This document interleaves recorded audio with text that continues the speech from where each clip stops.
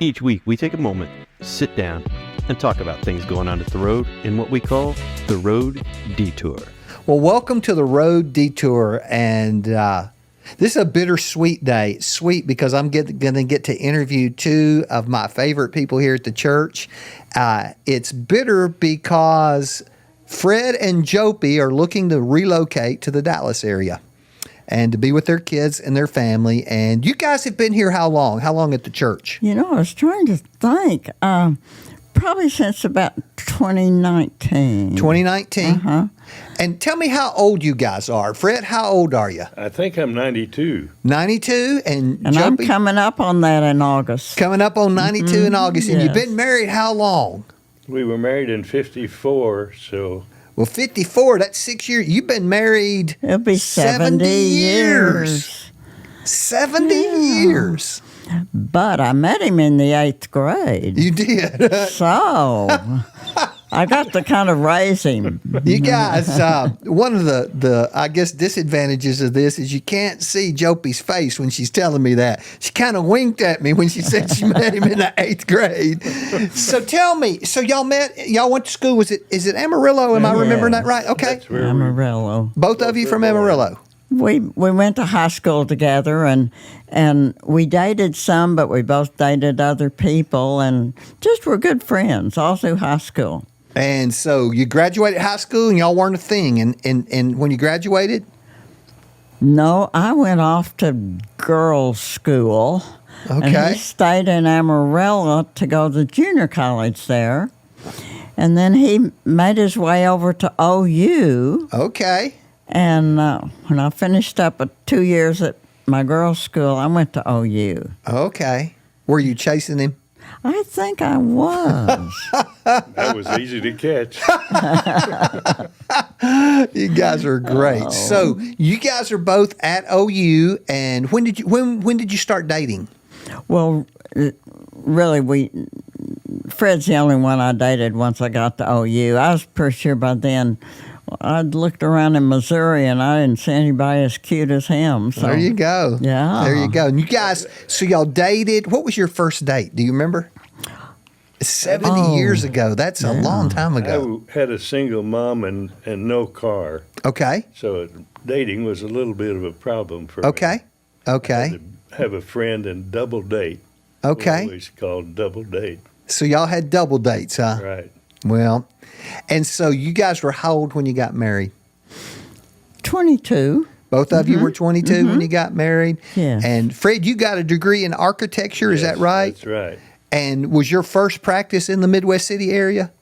Well, no, I worked downtown Oklahoma City for an architect, Okay. and it's a requirement that you work with an architect for 3 years and then take a test. Okay. So, fortunately, I passed the test and moved to Midwest City. And I know our people may not have had known this. You designed a lot of significant buildings in the area here. Well, we think they're significant to me. Can you tell me, like, you did the Midwest City Library? Is that right? Yeah, we did. You did the hospital. The I hospital? think you did the library. But he did we did. the first 3 phases of the hospital. First 3 phases of the hospital. And was for quite a while the architect at Rose State College. He did the beginnings and Rose State lots College? of the additions. We were and then very the- fortunate to And then the big communication center was about his last thing over Okay. at Rose State College. So you had a career in architecture, and did you ever work outside the home, Jopy? I really did not. I did a lot of funny little things like hiring myself out to organize people. Okay. I seemed to have a gift for that, and people would say, "Oh, will you come get me organized?" And I would do that, Right. and had a great time doing that. Hmm. And you were part of a ladies' Bible study for how many years? Well, I did BSF, Bible Study Fellowship, for about 14 years. And, Okay. And then while we went to another church, a good friend of mine and I led a study over there for 5 or 6 years. You were in a study with Sally Ballou, right? Well, yes, and I've been in that group about 25 years. We call it our Tuesday morning Bible study, and it's just a community group. And, basically that is a support and encouragement group. We always have a book we're studying, but it's, the difference, I call it a difference in a hardcore Bible study, like Bible study fellowship, where you don't socialize much. And this one is talking about life. Yes, talk about life and share prayer requests. And we all do a study, and then we come together and share what God has taught us. Well, I'm going to ask you guys some very specific questions. It may be hard to answer. If we can't get an answer, that's okay. So I'm going to break it down by season of life, I think. So when you were young parents, how many kids did you guys have? We had 4. 4. So you got a house full. Yes. What was your biggest challenge that you would say, listen, as a young mom, a young dad, this was a challenge for us? Fred, can you answer? My challenge was earning enough to support the family. So you were the guy bringing home the paycheck. Yes, and at that time, young architects, new graduates, were not paid very much, so we had a little bit of a tough time. Well, so the priority is putting food on the table and paying the bills. Yeah. Yeah, and that leaves you at home with the group. How'd they break down, boy, girl? We have 1 son and 3 daughters. 1 boy, 3 girls. Okay. Our son was born on our oldest daughter's birthday, and this was kind of fun and funny. I had everything all planned for the birthday, and it was for Kelly's birthday, and Joel started coming right in the middle of that of the party you planned. Birthday, and so Fred had to finish the party by himself. Yeah. Oh, wow. And then I think he almost had a wreck coming on down to the hospital after I'm sure I was after he got us breaking the speed limit, I'm sure. Yeah. So we're going to move another season, your teenage years with kids.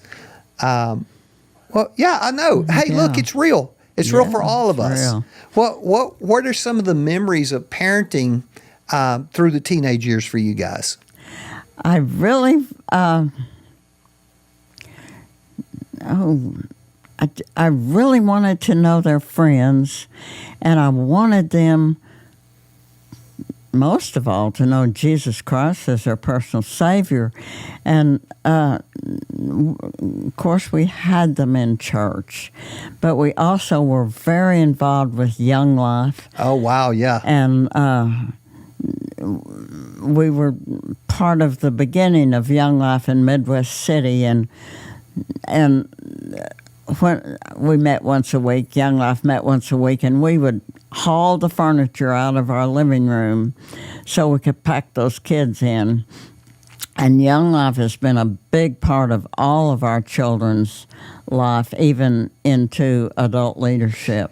So what years were your children in their teenage years? What decades was that? Was that 60s, 70s, something like that? I'm 63 and my mom's 90, so your kids got to be pretty close. Yeah. You're 63? I'm 63. Yes. We've got them from 69 down to 63. Okay. Mm-hmm. So your kids were teenagers in the 70s. Those were some interesting years. Yes, they were. Yeah.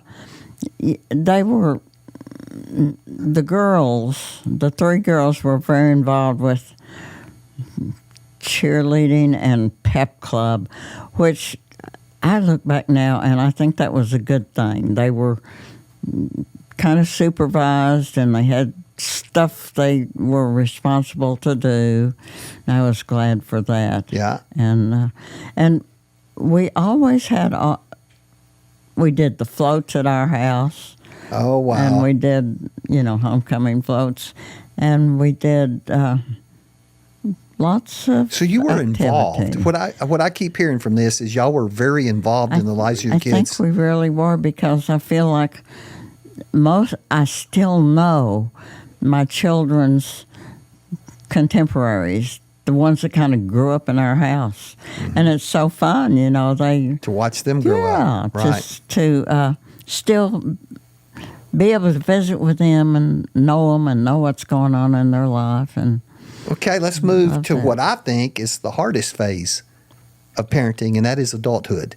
When your children reach adulthood, tell me what you look back and you go, wow, what was the big transition? How did you manage that? What did you learn from that?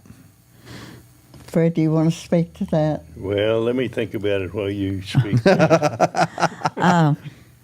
We were so fortunate that our children were able to graduate from college and do well in college. Our girls each met their spouses where they went to college, and they all three went to different colleges. And praise God, they met godly men. That's a good deal. I can almost cry over it. I love my son-in-laws. They give leadership to these homes and care for our daughters. Our son was divorced from his wife and even tried a couple other marriages, which made us very sad. We still have communication with him, but he doesn't live near us anymore. Yeah. Mm-hmm. Yeah. So, we love seeing our daughters get married and start their families, of which they really got going with them. And Right. How many grandbabies you got? we have 12 grandchildren, and those 12 grandchildren are all married to wonderful, godly people. Thank you, Lord. Oh, that's great. And so we have 24 great-grandchildren. Gracious. Family Christmas is pretty big, isn't it? I didn't know that. So we're so blessed, yeah. Mm-hmm. So you and Fred, of your 70 years that you've been together, have been empty nesters for how long now? A long time. Oh, Rick, I wish you wouldn't ask me. That's okay. We can do the quick math. If your oldest was born in 63, and probably by the time they were 20 would have been 83, 22 or so, they're probably out of the home. So since the mid-'80s? So Yes. So 15 We have plus. been, and I remember... Close to 30 years. Yeah. Yeah. I'm sorry, I interrupted Honey, you. our daughters are about to have their 50th anniversaries. Really? At least they're more at 40. 40? 40. Mm-hmm. Yeah. I think one of them just celebrated 40 this week, yeah. So I'm going to ask you, I'm going to make an observation because I feel like I know y'all semi-well. We've had dinner together and we played Wahoo. Yahoo. We did. Did. Wahoo. Not Yahoo, Wahoo. I think one of the things that I've observed, and this is about the current season of your life where you are relocating to be near your children to help you in this season of life, is, and I admire this so much, is your pliability. I didn't hear that. Your pliability. Oh. You're not fighting your kids. They're doing their best to make good decisions for you, and you are working with them, even though, boy, I hope this doesn't bother me. Even though leaving here will be difficult. Leaving this church it's almost the hardest thing we're leaving in the Midwest City area. This church has welcomed us, loved us. You have mentored us. You have taught us. Oh, you've taught us. You and Carlos both. We feel so blessed to have you teach differently. Yeah. And so the input is just incredible for us. And I just sit on the edge of my seat, both in Sunday school and on the front row. I'm just telling you, I seldom meet senior adults as hungry and with as much desire for the things of God as you guys are. I am hungry. And you still want to grow, and you're going to bless someplace. You're going to move, and God's going to use you to bless someplace like He blessed us with you. Oh, I pray so. right. We will. So I'm going to ask a couple words of advice from you. So those young parents out there looking back on all these years, what would you say if I could give you one piece of advice? What would it be? To my 20-year-olds who think that they're losing their mind with all these babies and stuff, what would you tell them? Babies. Oh, don't miss it because it goes so fast. It goes so fast. And once it's gone, right? Yeah. And it's totally chaos while you're in it. 6 of our little grandchildren families have big families, 4 kids or 3 kids. And so it's really fun to watch them and how they manage.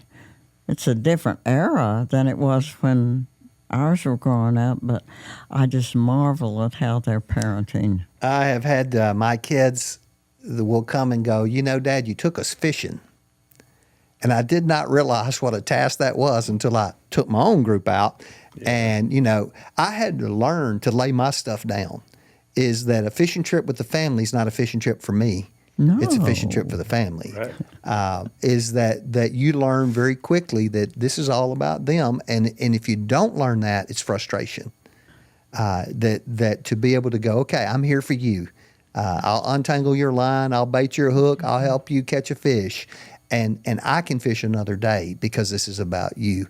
And that's very much family. I love that, yes. So tell me how you stay married 70 years. Well, mostly because of Fred's precious demeanor and attitude.